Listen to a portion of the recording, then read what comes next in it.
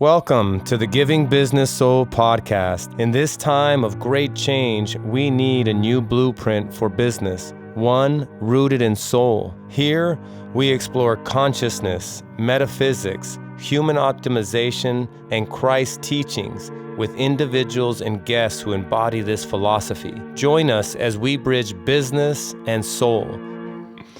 All right. Welcome to the Giving Business Soul podcast today. I have the honor of interviewing and meeting with a great friend and a great partner of mine in so many ways. This is Jonathan Brunasso, a powerhouse in the solar industry, real estate, and leadership. This is a great accolade, but he is the number one all-time sales rep for Powur Solar, a seven-figure team leader and a mentor to thousands who are looking to build their own successful solar sales teams. Over the last 10 years, Jonathan has not only scaled his own business, but also has become a major advocate for philanthropy, working with organizations like Prosperity Homes and Baja Bound to build homes for family in Mexico. So today we're going to be diving into his journey from top-performing sales professional to leader, entrepreneur, and impact-driven visionary. Wow. We'll talk about success, flow states, discipline, and what it truly takes to sustain wealth, purpose, and growth. So, Jonathan, welcome, man. It's an absolute honor to have you here. As a way to get us started, I'd like for you to share, what's on your heart. Someone listening to this in the future, in 2025. What is your mission for this year and ultimately over the next decade? Yeah, thank you, Frank. That's quite an introduction, man. Thank you, ChatGPT, for helping with that introduction. I was like, wow, that's a lot of accolades. But no, it's a pleasure to be here, watching your podcast, being a part of Giving Business Soul all these years. What's coming up for me a lot lately is just being able to hold the light, hold the energy as a leader, right? I think right now it's needed more than ever. A lot of industries, real estate, entrepreneurs, lending, solar, there's been headwinds. And I think leadership and having the vision and where we're going and holding that motivation is really key. So for me, being in the solar industry for 10 years now, I'm just excited about the future and solar doubling in the United States in the next 6 to 7 years. So big goal there, but holding it with leadership and philanthropy with the team is exciting. And as you said, a few accolades at Powur, being number one contracts. In the 4 to 5 years, I'll be hitting 500 contracts. I've won 3 cars at Powur in the summer sales contest. It's been a journey, going from nothing to a top 10 nationwide company. But I think more than that, it's the fulfillment of having, a dozen 7-figure commission earners on the team in just 2, 3, 4 years, right? Wow. So individuals that have earned that while helping the planet, while helping the families, while helping homeowners, and then weaving in philanthropy, thanks to you and your organizations. So you often say, chop wood, carry water. My mantra this year is, let's not overcomplicate it. Let's chop wood, carry water. Let's do the actions that have got us here. Let's continue those. And in my world, it's sales up, cycle times down. If someone is selling 5, 6, 8 deals a month, whether it's real estate, solar, lending, do you really have problems? Probably not. Probably not. Like any little thing that's coming up is probably not that big of an issue. So that's kind of my mantra. That's what's on my mind, and that's my goal for this year and for some years to come. That's beautiful, man. Well, that's why I was so excited about meeting with you today, just because, being able to witness your evolution as a friend, as a guide, to see what you've accomplished with Powur. On the business side, what you've done, as you said, number one sales guy, what you've grown, the 12 7-figure earners underneath you, that's all amazing. That's fantastic. And the reason it's such excitement for me is because obviously the weaving in of philanthropy. Right. That, as you know, is the main mission that Giving Business Soul has, is to inspire other entrepreneurs to integrate philanthropy into the way that they do business so that they can come into this place that you mentioned, into fulfillment, into purpose. And so that you can ignite, inspiration, sort of that lifeblood of the soul-centered entrepreneur. I that brought up something for me. And on top of that, it's like being able to lead others into a life, but also a life with freedom, right? So you look at inner freedom, financial freedom, time freedom, location freedom, work freedom. So when you can have that life with everything you just said, and then you can lead others to get there, I mean, that's the ultimate goal. What more could you want with a purpose-driven life? So the freedom, Frank, is also really big for me right now. Yeah, I get chills literally running through my body, and because of that, because you've been someone that's been holding that flag as well and championing other people into it and letting them discover just how beautiful it is when you do great work in the world, like good ethical business, and then you're profitable, and then you can give back. I mean, it's just like you help the planet, you help humanity, you help yourself, you help your community. And beyond that, you develop reference points. I'm sure there's so many of those salespeople that you have taken there that are now telling their friends and their families about what they did. Right. And that's a chain reaction that Giving Business Soul has been here, activating. So I think, as a somewhat of a side note, thank you, man. Thank you for doing that. You and your brother, what you guys are doing is absolutely amazing, and weaving philanthropy into Powur. An organization that's incredible, an absolutely incredible organization. When I first found out about Powur, the decentralized approach to solar, saw your leadership in Jonathan Budd and Jim Bunch, I was like, oh my gosh, Yep. Didn't you select the most perfect company? And I had the pleasure to go down to your first impact journey down there and participate in that experience. And since there, I think you guys have done, 3 or 2 other ones as well. And so, man, thank you for doing that, for holding the flag, bringing that understanding into Powur. Yeah, I'm just fortunate that you came into my life, that I can be part of this community, and then our communities can cross over as well. So it's been a beautiful ride. Yeah, it has. This is just the beginning in many ways. What we're facing here in 2025, I think we're about to experience a huge economic expansion. I mean, the information that's coming at us right now is just so blazing fast, and there's so many changes. But I think economy is based on emotion, right? And as people become optimistic about what's happening, and they start to take risks, make moves, and I think we're in the mortgage and real estate industry seeing it. I'm sure, are you seeing that pick up as well already? Like more optimism, people, salespeople kind of going after it a little bit more? I think Q1 2025 this year is going to get us out of the majority of the headwinds as we move into spring and summer. There's still a lot of challenges on funding, interest rates, tax equity credits, domestic content, and some of these regulation policy changes, things like that. And a lot of people have had to take jobs and find a 9-to-5, or the wife may have to substitute teach, or and it's also uncovering when the waves in the ocean goes out, who's left with their shorts down, right? So it's like, did you save money? Yeah. Were you on the hedonic treadmill, golden handcuff spending as your income went up, or did you invest and put away for a rainy day, which is what entrepreneurs have to do? Yeah. And so, depending on your situation, you could find yourself very struggling or doing okay. But I do think we still have a few more months in summer. This year we'll come out of it more, and then just these next few years are so bright. Yeah, that's a good way to put it, for sure. Yeah, we're kind of coming out of the quicksand right now that, that's sort of the last couple of years sort of took us into. And you're so right about that, about the hedonic lifestyle that people take, that money's flowing. It's like they're just off to the races and all sorts of things. So, what I'd love to dive us into, Jonathan, is, obviously the Giving Business Soul podcast, so much about what we talk about is transformation.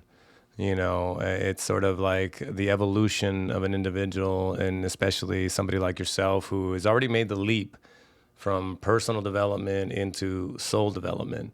Sort of that deeper layer of really kind of excavating and doing some deeper cleanup work, so that ultimately, like you said, that you can hold the light, that you can embody that divinity, right?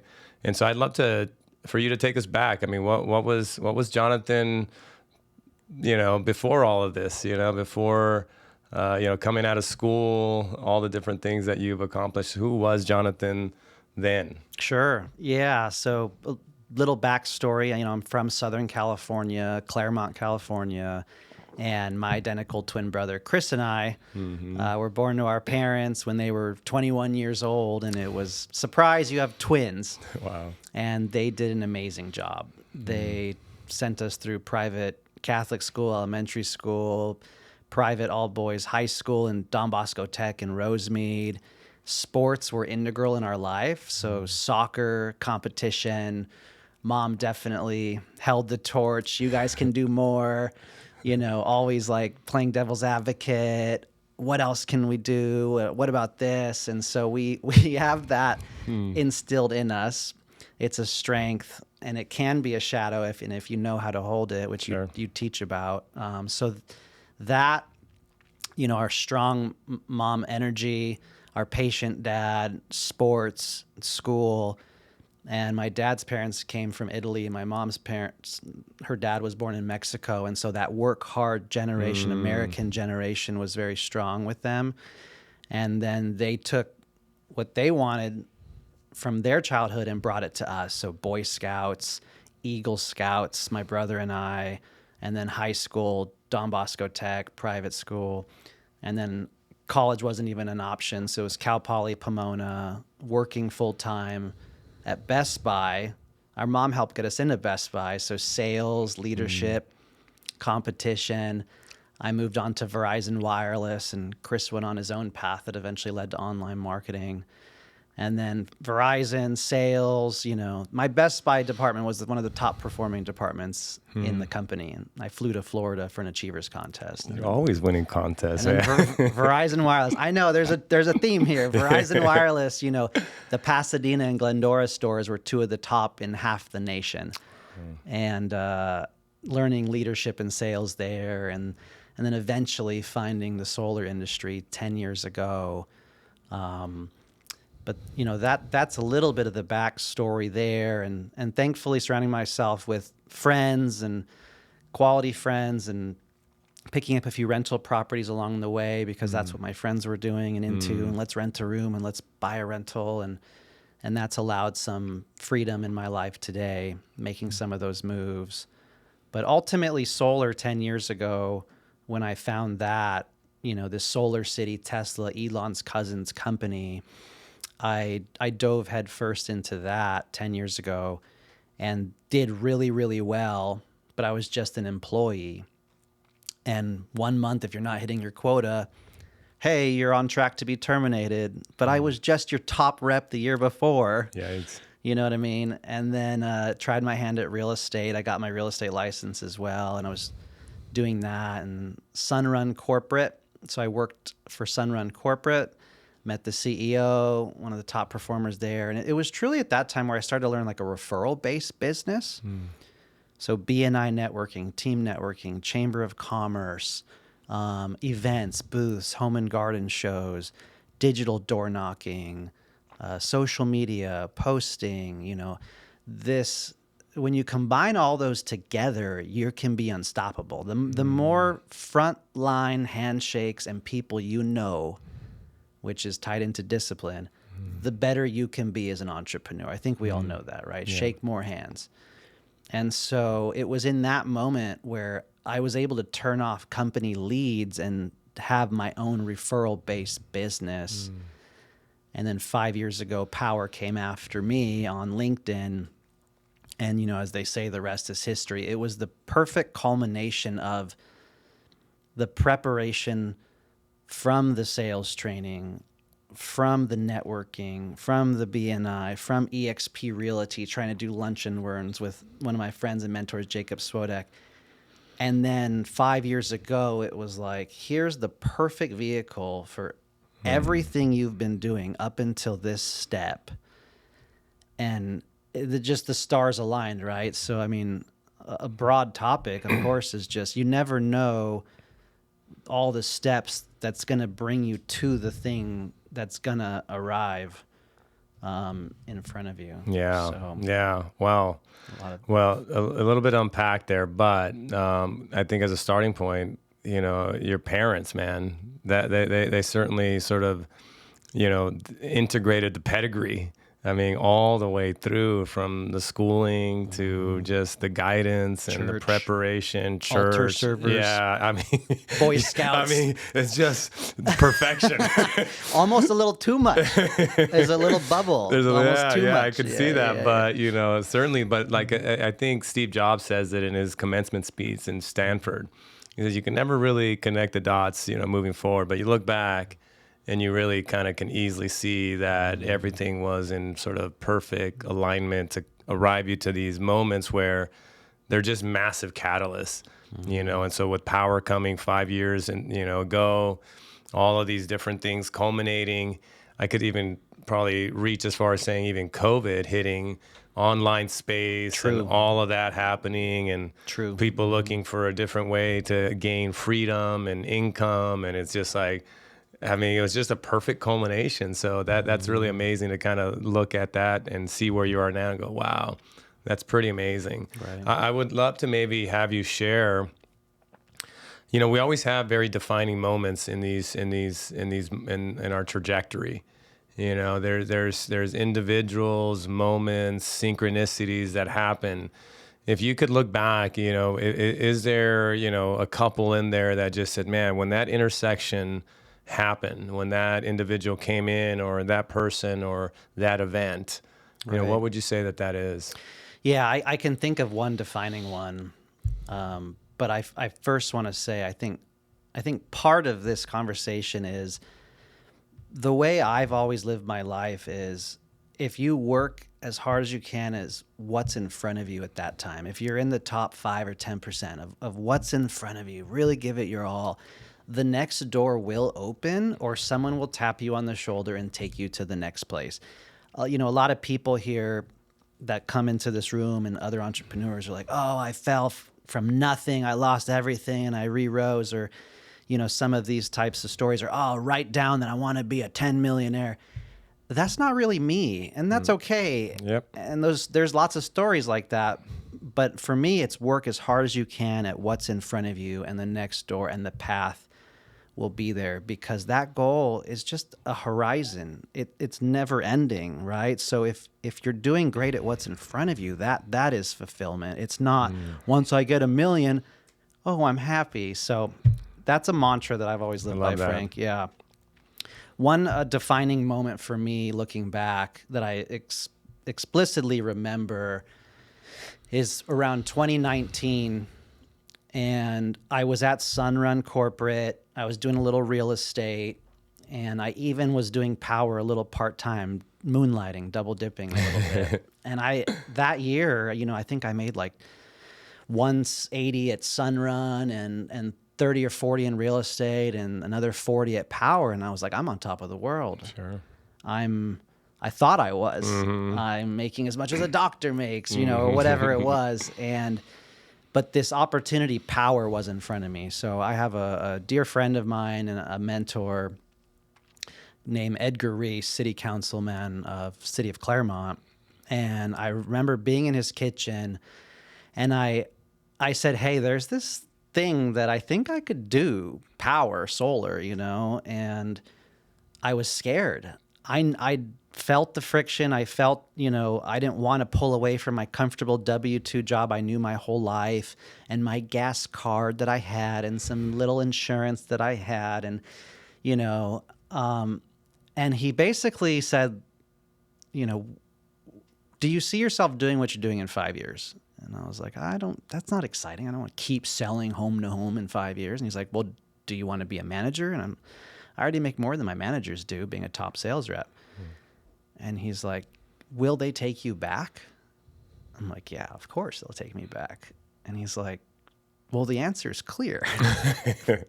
Great series of questions. Yeah. Yeah. And that's what he's great at. I attribute people like him and yourself and other mentors. There's a theme here, right? The CEO of Powur, like you mentioned, Jonathan Budd.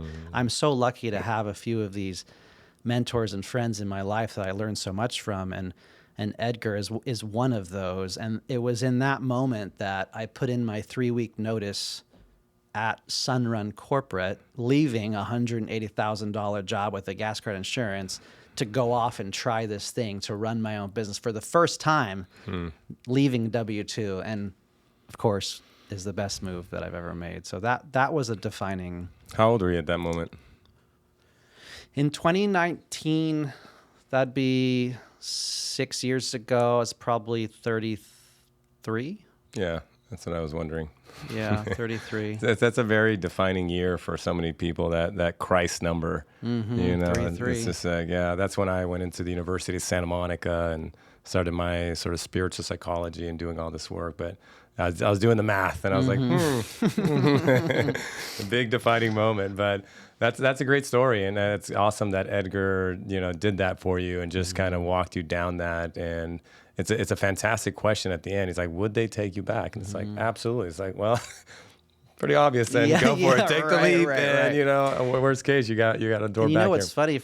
I mentally, I set the bar. I'm like, just from BNI networking, I can do 1 deal a month. And I can make 80 grand. And that was my bar, my floor, right? So if I step into this and if I just do a deal or two a month, that will satisfy my conservative base needs will be met. And then I proceeded to 10x that. 10x that. Yeah. That's amazing. And tell us, how, during the expansion there, 2020, you move over to, or 2019, you move over to Powur, COVID hits, massive influx of individuals looking to move, look for freedom, join a decentralized solar-based company that offers just all the different things.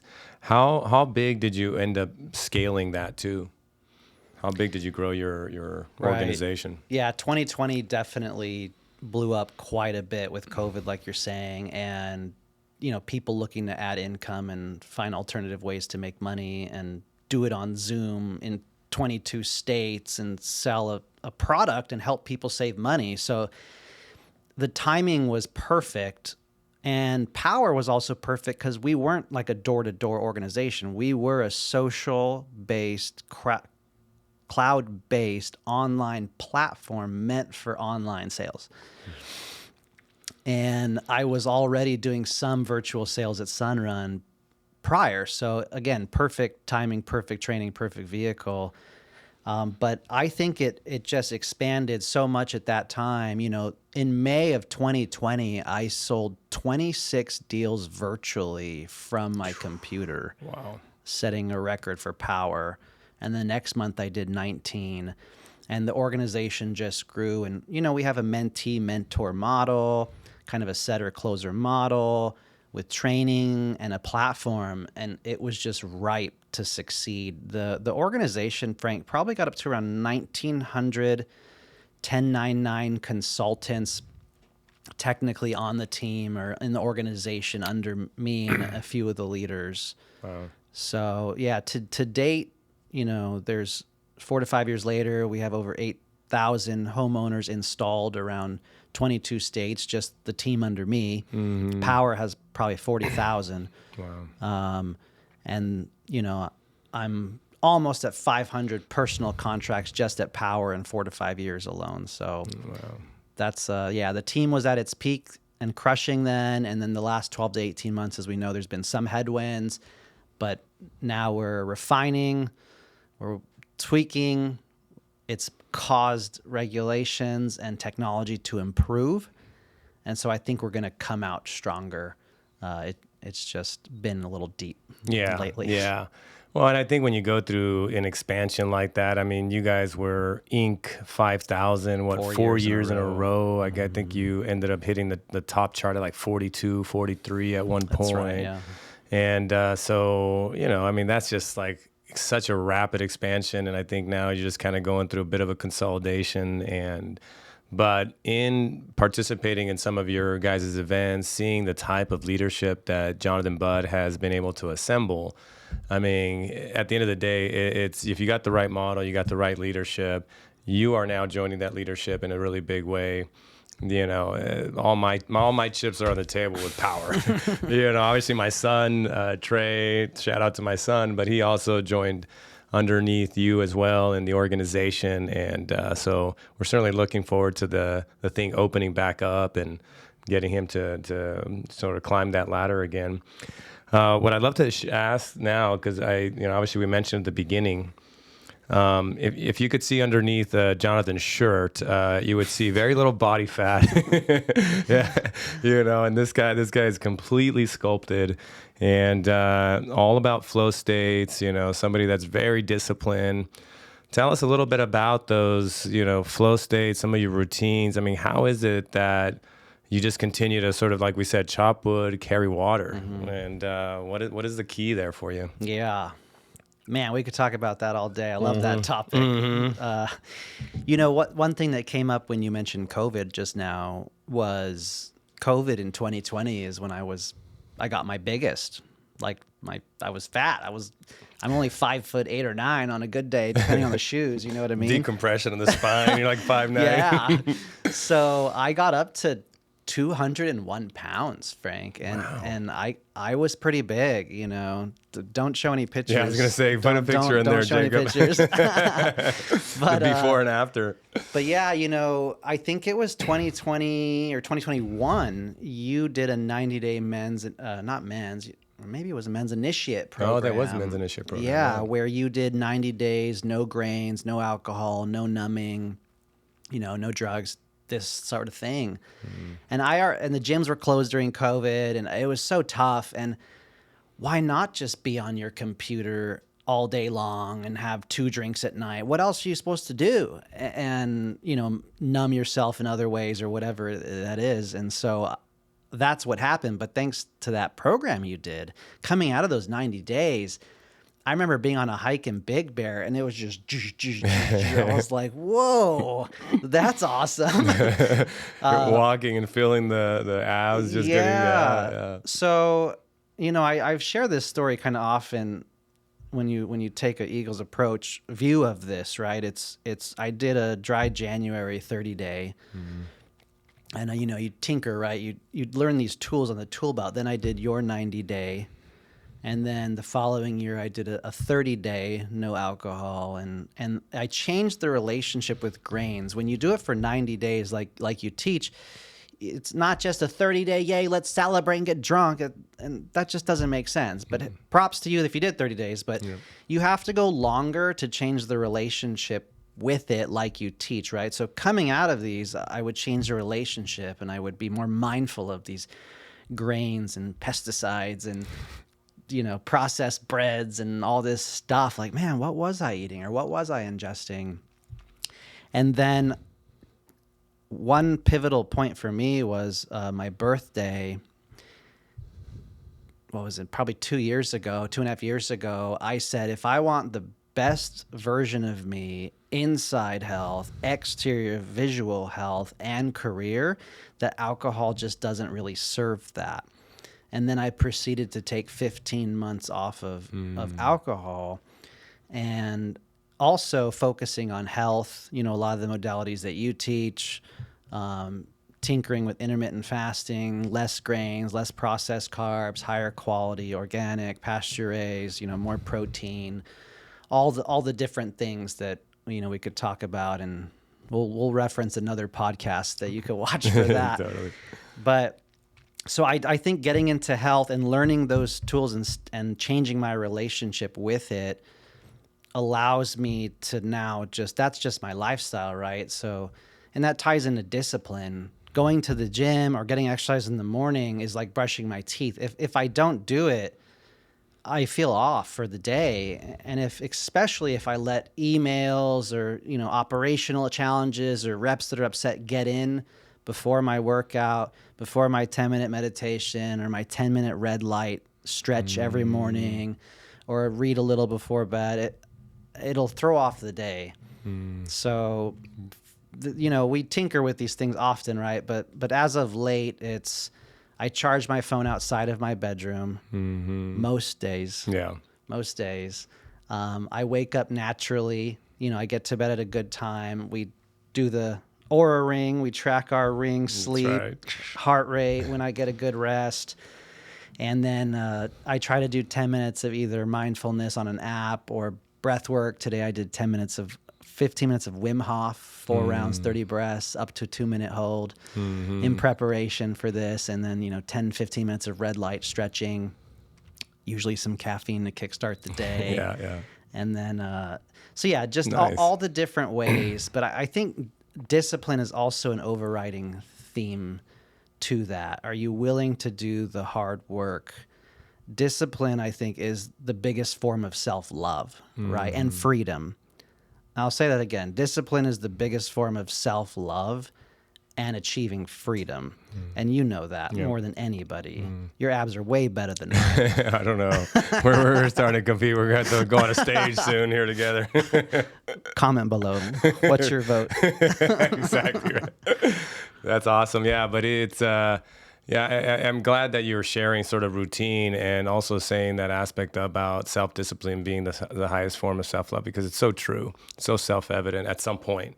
In the beginning, people have a weird relationship with discipline. It feels rigid and structured, and there's a disdain for it because of those things. But once you really begin to tap in on just how great you can feel inside of the human body, these ecstatic states that go way above alcohol, way above cannabis, way above the pornography, all these different ways that we numb. And you start to fall in love with those states. Right. You just want to keep redoing them, that's just kind of the life, as you said. It's a lifestyle. It feels great. You're always almost like radiating, and it's magnetic energy.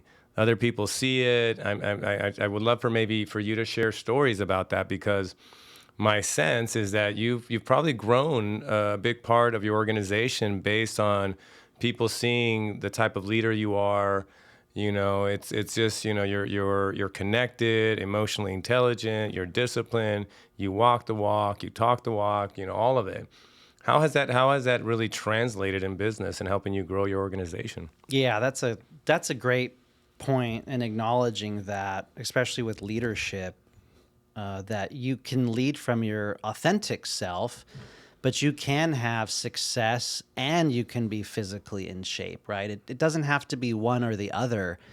Recently, someone told me, I haven't been to the gym for 90 days, 100 days. I'm just too busy with work. I'm like, ugh. Yeah.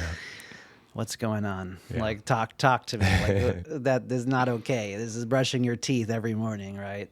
But yeah, again, attributing your lessons, the men's initiates, the workouts at your house, the ice bath, the red light, learning a lot of things, sauna, functional patterns, right? I incorporated that. I got some trainers in Nevada and Southern California, where I live, half and half. And so incorporating these modalities, but then people start to notice and they want to emulate. Right, man, if this guy can be the highest contracts in the whole company and he can be in shape, like, why can't I? Or if he's eating this, there must be something here. That there must be some clues here. If he's doing these routines and these habits and he has this success, there's some secret here. So I think when you lead from that place, it's attractive. It's tangible. People can see it, feel it, taste it, And I think that has led to a lot of success. There's many stories, like one of my good friends, Jeff Few, who noticed that, and then he did a 30-90 day no alcohol. And now, today, actually, he's running his own 100-day with like 20 people in it, and he's running it.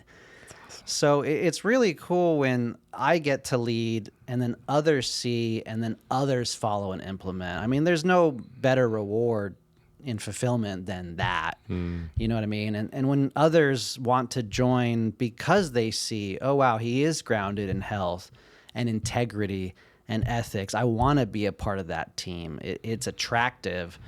I think it really has helped quite a bit to just in a similar vertical philanthropy as well, right? Yeah. So it's same token we can get into, but yeah, health, I would say, is quite a big deal for us. And honestly, don't you want your team to be going on a hike on Sundays? Like, don't you want to get in the sunlight? Don't you want to be on the beach? Don't you want to get together with clean food and ice baths and mastermind? Or do you want to be hungover mastermind? I mean, like, you pick. Like, sure, you want fun too, and we have fun in a balanced way now, but yeah, it's really helped from a leadership perspective. Yeah, that's great. Yeah, and I like the way you just kind of colored that in, because it's such a easy dichotomy when you look at it like that. It's like most people that are doing business are doing it in the latter. You know, they're typically working off of hangovers or just a lifestyle that isn't really the embodiment of what you're talking about here, where you're just healthy, you're strong, you're clear. And when you do business, we've all done business maybe in both of those ways. It's very clear what the winner is. And I think what's interesting about this time period as well, it seems like we're waking up, and I think there's just a revival to all things natural again. Mm-hmm. You know, this sort of synthetic facade of a life of deceit and lies. What we were fed, not even, and just like, hey, this is the great lifestyle, and go to the top of the mountain as quickly as possible, and run over people, and do whatever you need to, but get there, and you're gonna be happy, and forget your body, and have sex with whoever you want. It's just like, that's just garbage. And I think it's great that there is this resurgence, and then we have individuals like yourself and the people that you're beginning to lead that says, hey, that's a much healthier way. And you know, one of the things we talk, obviously, at Giving Business Soul a lot about is embodiment, you know, and that is where you're congruent, you know, with what you say, what you do, what you dream, how you act. And I certainly respect your embodiment, because, you know, you're an individual that holds that really well. And to weave in this next aspect of it, as you mentioned, the philanthropy. You know, I remember very early on into your relationship with Giving Business Soul, I think you asked Jose, the director of GBS, out to a coffee or something to that effect, and you were asking about his relationship with his fiance now, Rosa, and just asking about just the way he was living. I think you saw something very pure in the way that he was approaching life, the way he was doing life, the way he loved his woman, the way he's doing philanthropy. And that really struck me, because you were interested in those things, not like, you know, the other things. What car do you have? Yeah, what car do you have? Exactly. What's the watch? Are you going to buy something? You know, any of that. And that's when we knew we had an ally. You know, find the others. Find the others. Attract your tribe and find the others. That's right.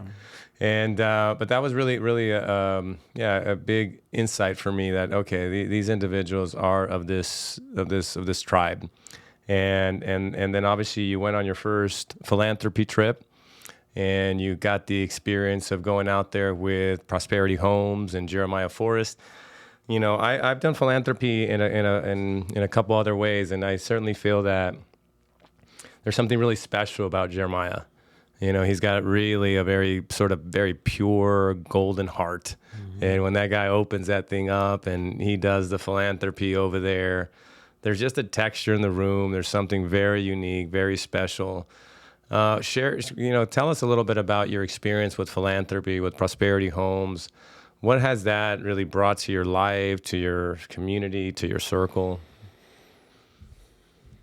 Yeah, that's a deep question. It's such an integral part these last few years. You know, I remember, Frank, seeing you guys on a Mexico home build 7 years ago, and I had never done one. I'm like, man, they're in Mexico. There's dirt floors. They're up on these beams building something. It just seems so foreign. Like, I couldn't relate to it. I didn't have any experience with it, right? So it seemed foreign.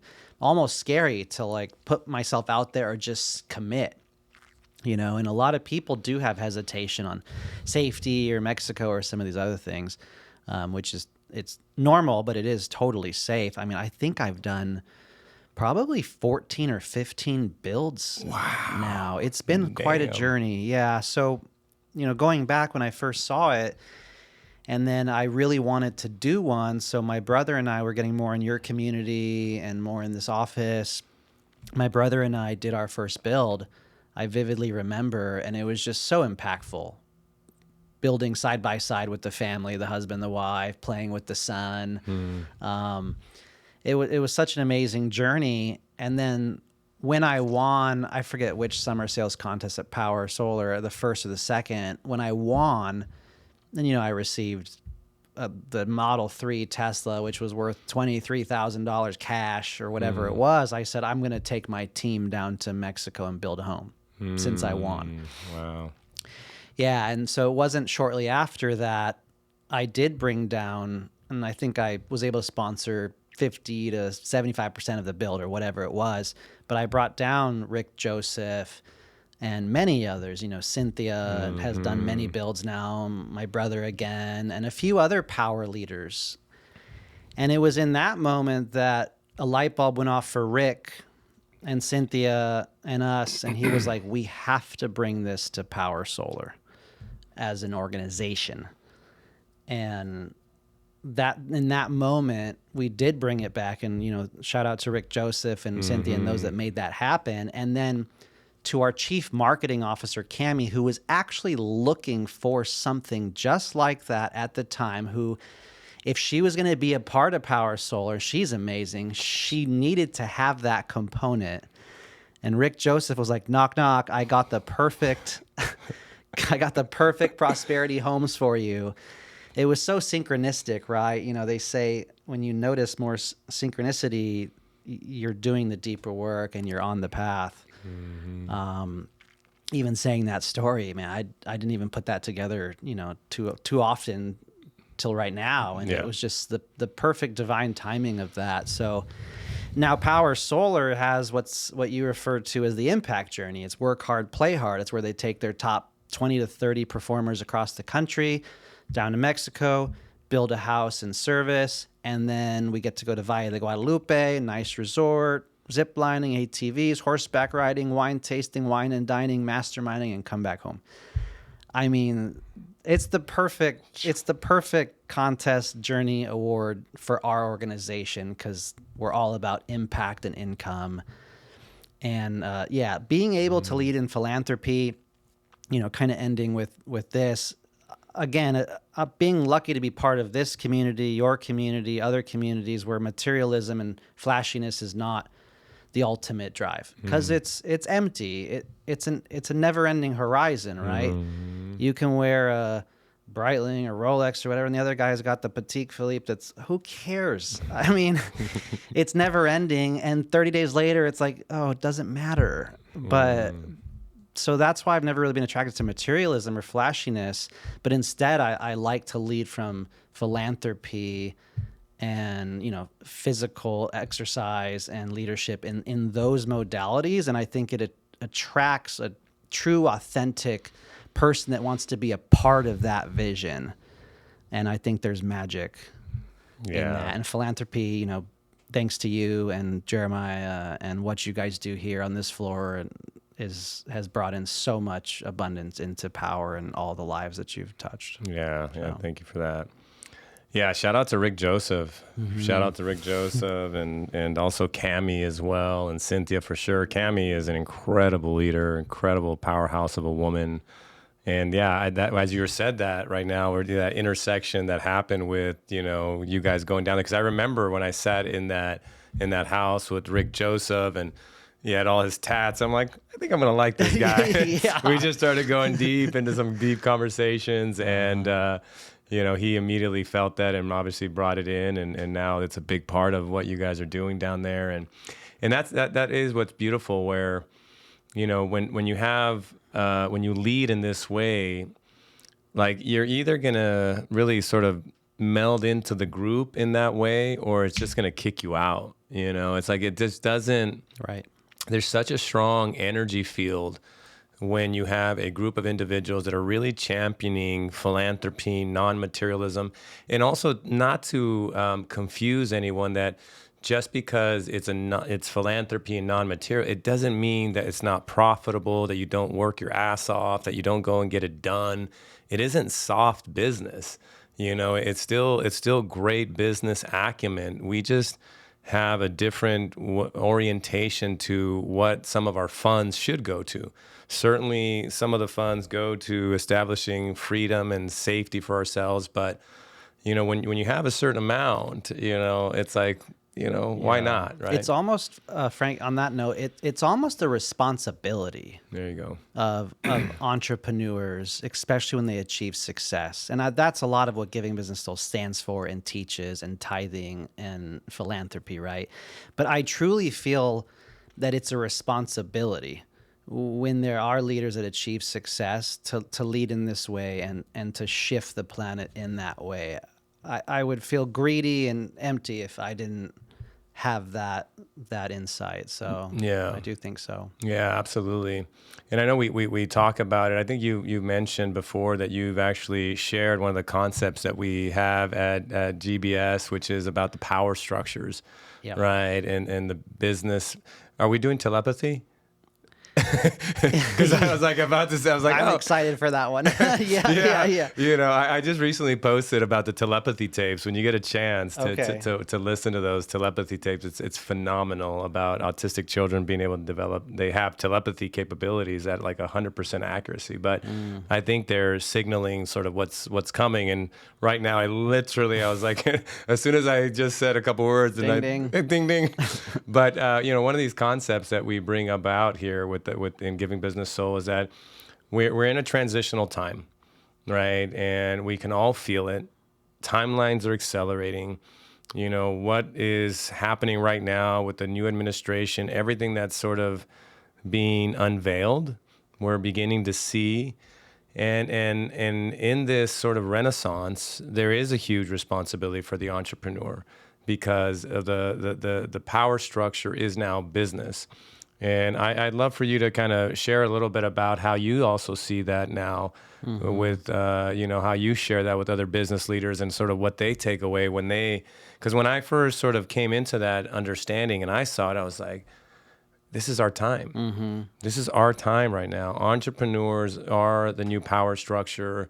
And if we can just demonstrate a new way, it will be the first time that this window actually cracked open. Right. There's a lot of wisdom in that. Yeah. So there's a great story that I was thinking of, yesterday. And I recall being in a restaurant where I thought I was walking into a business meeting with one or two business owners. Next, there's like 6 high credible business owners in Nevada, Las Vegas. My buddy invited his friends, and these are some pretty, big giants in the lending space, solar space, and being grounded in my body and some of these teachings.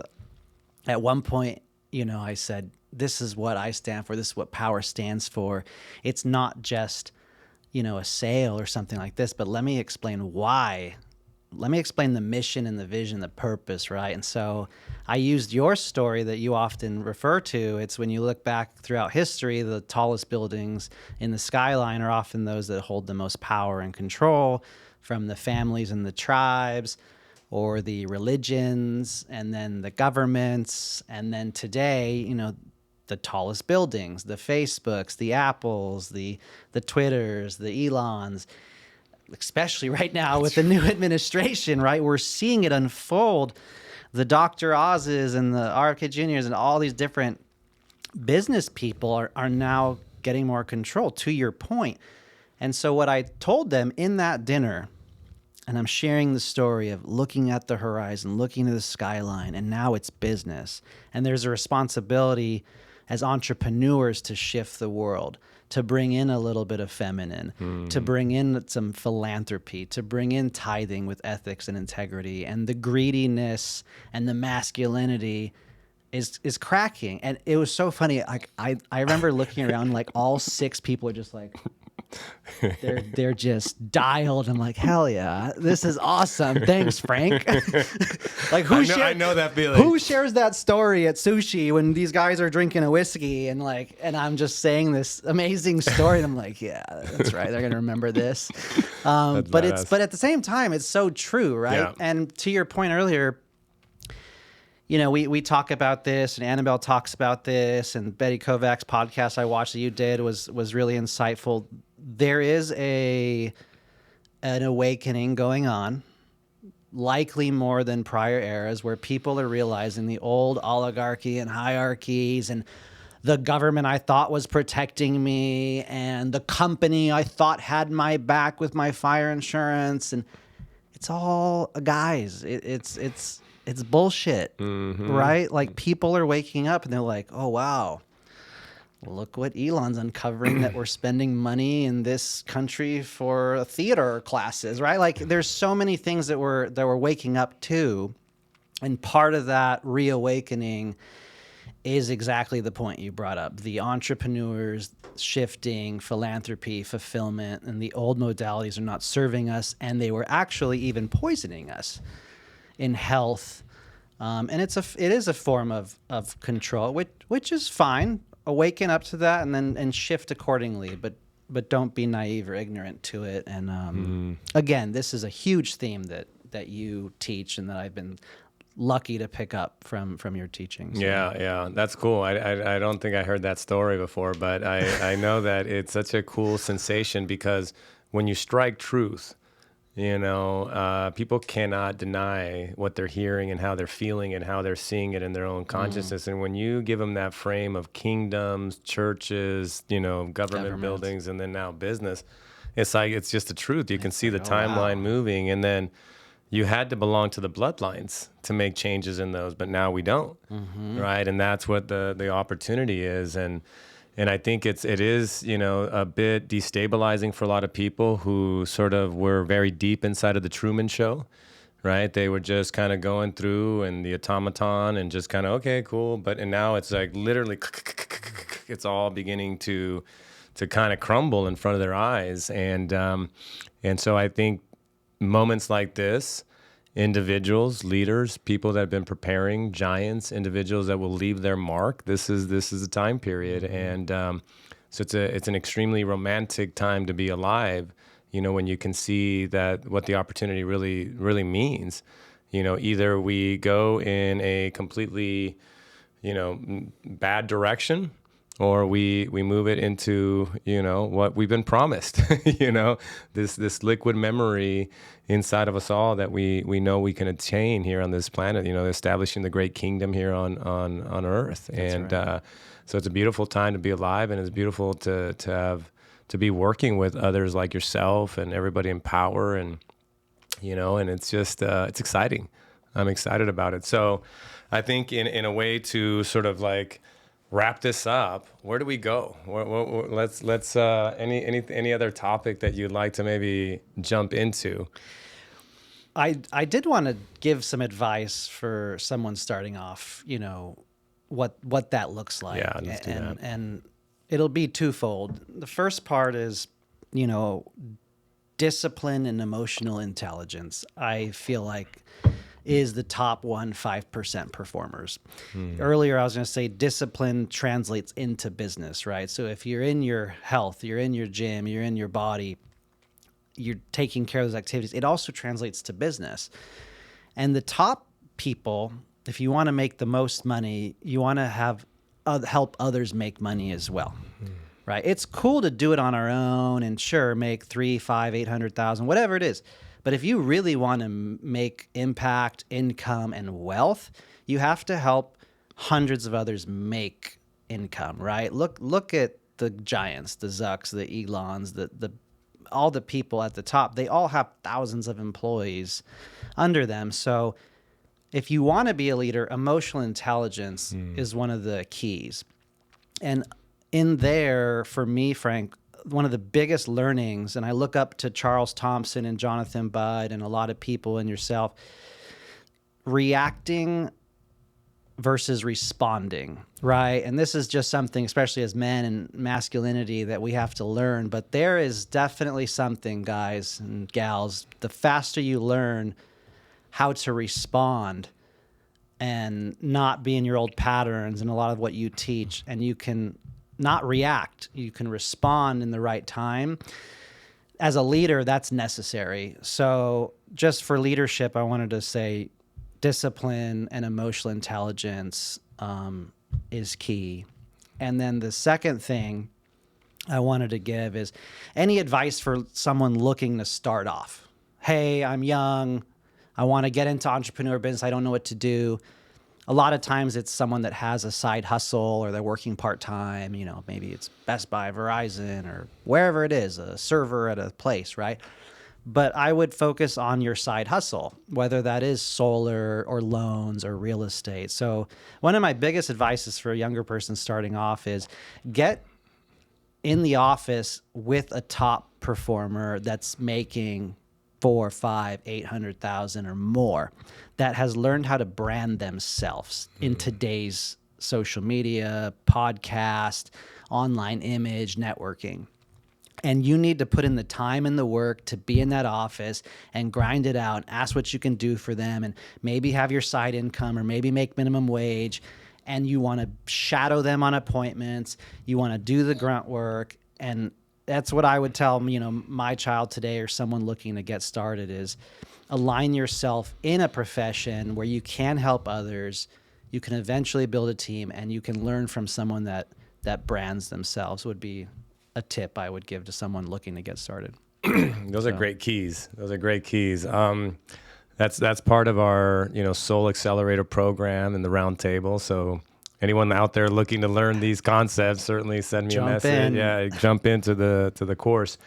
And what I'd like to add to that, I think is really a great point that sort of is woven throughout this entire podcast, is that when you practice the discipline, you take care of your body.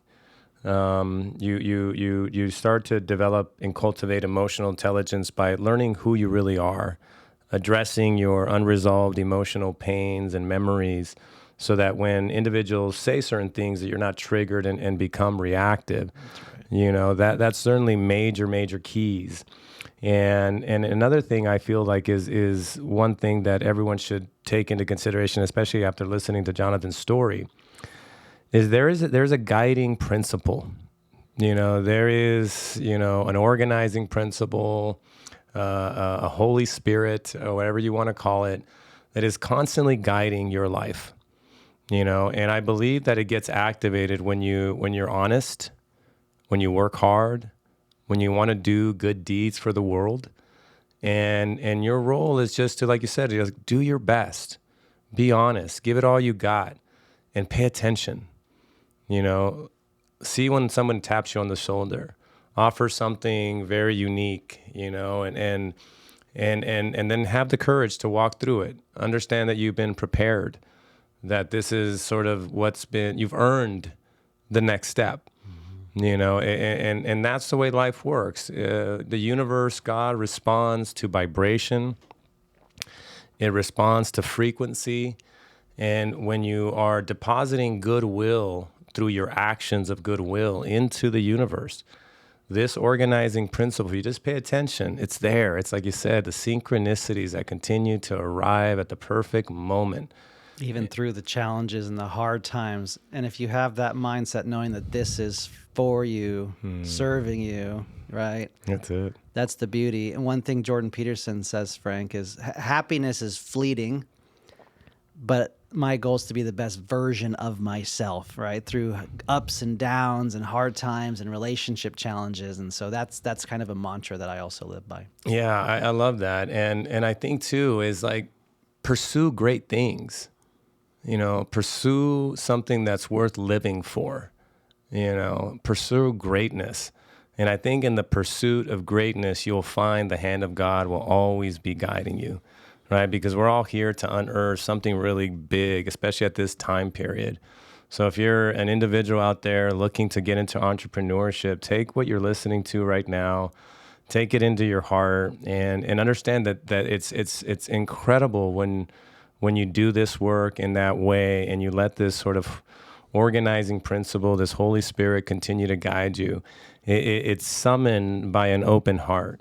And the more philanthropy, the more service that you do, the more your heart opens. And the more the heart opens, the more it activates that Holy Spirit, that organizing principle. And it's a magical mystery carpet ride. It's a movie where you don't know exactly where it's going to end, but you kind of get a sense that it's moving into some sort of glorious outcome.